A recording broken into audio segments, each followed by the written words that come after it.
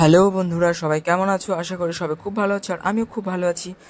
চলে এসেছি আমার কাজের একটি নতুন পর্ব নিয়ে। আজকে আমার একটি শিব ঠাকুরের ডেলিভারি ছিল, সেই জন্য ঘুম থেকে উঠে আগে বাজারে গিয়েছিলাম। বাজার থেকে এসে রেডি হয়ে মমতার দেওয়া সাইকেলে চেপে বেরিয়ে পড়লাম আমার দোকানের উদ্দেশ্যে। সাইকেলটা একদম জরাজীর্ণ অবস্থা। তারপরে সাইকেলটা নিয়ে ব্যাস একটু ফার্স্ট টাইম এরকম ব্লগিং করছি সাইকেলে। আমি ভীষণ একটু ভয় ভয় লাগছিল, আসলে একটু লজ্জাও লাগছিল।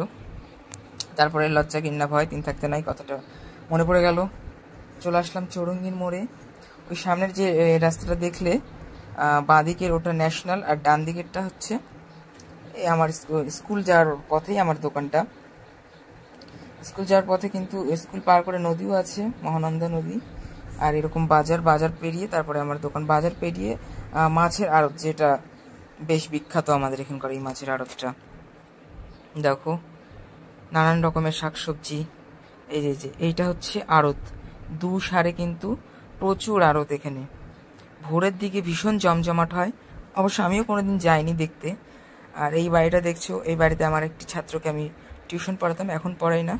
আর ওই কৃষ্ণচূড়ার গাছের নিচ দিয়ে যাচ্ছি, দেখো ভিউটা কত সুন্দর আসছে, একদম সবুজের সমারোহ, কিন্তু মাছের বিকট গন্ধ।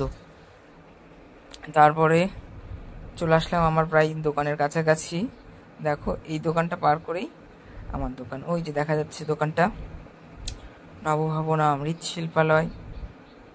দোকানটা অবশ্য দোকান বলছি কি, মাটিটা বসে গেছে। দোকানে চলে আসার পরে দেখো চাবি নিয়ে দোকানটা তালা খুলে অন করে দিলাম দোকানটা।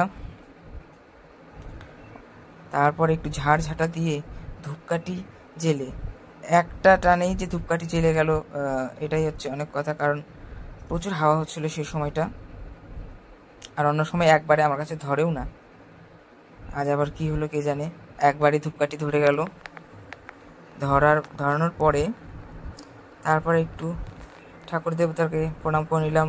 মা লক্ষ্মী, গণেশ আর দেবী সরস্বতী, তিনজনকে একটু ধূপকাঠি দেখিয়ে লেগে পড়লাম কাজে। দেখতে থাকো শিব ঠাকুরটা ততক্ষণের জন্য। টাটা। जय हो शंकरा, आदिदेव शंकरा, तेरे जाप के बिना